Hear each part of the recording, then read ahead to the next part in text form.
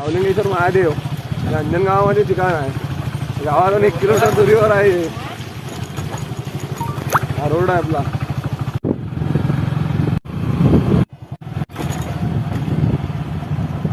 हा आहे मंदिराचा गाभारा आहे. हे आहे शानूर नदी. या शानूर नदीच्या वर हे बावलिंगेश्वर महादेव मंदिर आहे.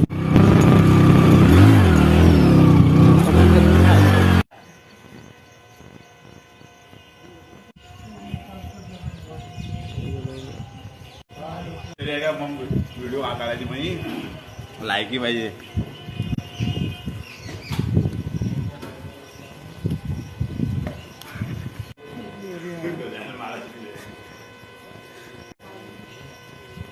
आज मी फोटोच निघून जाईल.